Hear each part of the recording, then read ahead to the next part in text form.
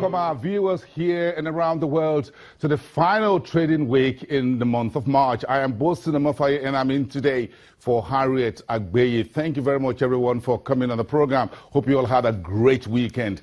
Now, these are some of the stories in the business headlines as we kick off the new week at this time. Look at what the central bank just pushing out today, cutting the foreign exchange rates, ordering all commercial banks to sell travel allowances, which you call the BTAs and PTAs, medicals and school fees at a lower rate. 360 naira to the dollar was what the central banks now ordered all banks to sell medical fees, school fees, basic travel allowances, and personal travel allowances to customers. That's down from 370 naira to the dollar previously. The central bank says the retail sales window remain unchanged. That means BTAs and PTAs should be sold within 24 hours of requests from bank customers and 48 hours for medicals and school fees. The central bank says customers who are delayed at any of the banks should report such banks to the central bank, to the authorities with immediate effect. Meantime, the scandal surrounding the 522 billion naira that the Nigerian government started repaying some state governments still there. The reports this morning say the Economic and Financial Crimes Commission submits an investigative document to President Buhari indicting the Senate President, Dr. Bukola Saraki, a former bank chief executive, and others. Those charges have since been denied by the head of the Senate, Dr. Saraki. That story is still there. The sum of nearly 20 billion since being probed by the Economic and Financial Crimes Commission. Sticking with the National Assembly, the Senate Committee on Customs and Excise, headed by Uzodinma, says they started a fresh investigation into alleged revenue leakage of, hold on a second, 4 trillion naira in the Nigeria Customs Service between 2006 and 2016. The committee says this 10-year period is being investigated by the committee. And some good news came through over the weekend. Bloomberg reports and lists Nigeria and Ghana as two of the countries in the world whose economies are likely to recover in 2017. Other countries are spread between Europe and the eastern part of the European continent, Russia in particular, but Nigeria and Ghana was specifically mentioned in the report over the weekend.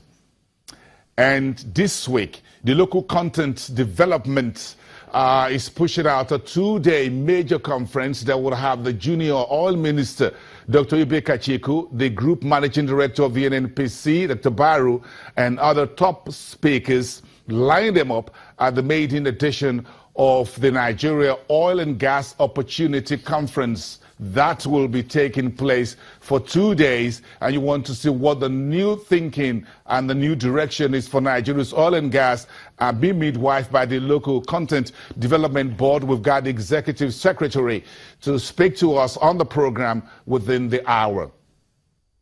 Now let's get you a snapshot of what the next 1 hour of the program looks like here this Monday. Take a look at where we're starting from. In the next few minutes, we're looking at the markets for the week we just finished, and as we step into the final trading week in the month of March and effectively the first quarter of the year. Ibrahim Babalola, an investment research analyst from Afrinvest, will be speaking to us and giving us a rundown of what had happened so far in the month and where we are heading in the final 5 days of the new month. Then we'll take a quick look at the oil and gas, but more importantly, we'll be playing ball with the NESE OTC Chief Executive Bola Jomale, who says he's got new thinking and new things to bring the Nigeria Football League in sporting world onto the unlisted securities exchange. And of course, the oil and gas local content from the Executive Secretary of the NCDMB, that's Simbi Wabote, is live here to us in the studio.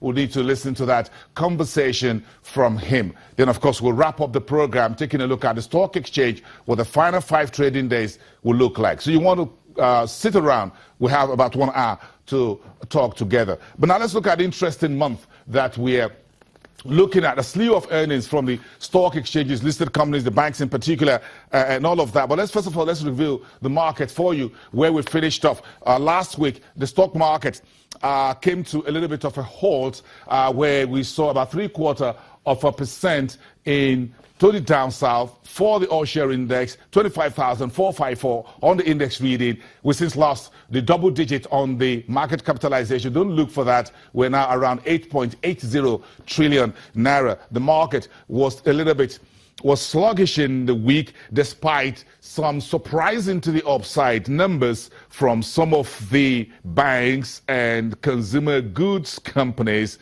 But we still saw a sell-off. Cadbury, Unilever made a comeback in the week. In volume terms, you're looking at 1.3 billion shares worth 10.32 billion naira in 13,000 deals. That's not particularly bad for the week, despite the 0.75% decline in the all-share index. A major trades we found on the banks that reported in the week we just finished: UBA, GT Bank, and FBN, First Bank, FBN Holdings. That's the holding company for that group. So that's still a bit of that sell-off in the week. So the volume was quite significant last week. Investors, however, claw back a bit of profit on some of these securities, and you can see that moving forward. Take a look at the unlisted securities market. That's what we call the NASD OTC Securities Exchange. That's standing for National Association of Securities Dealer. So anytime you see the NASD, it means National Association of Securities Dealers. That's what the NASD stands for. It means that's a body of those who are unlisted securities traders coming together, form a different type of exchange for unlisted securities. So you have the USI, what we call the Unlisted Securities Index, reading a negative 1.09% last week, sitting at 614.86, and the market cap 416.1 billion. Quite a very small market, emerging as it were, a few years old. Then you look at the volume of about 700,000, 69,600 in 15 deals for 6.22 million in the week we just put in behind us.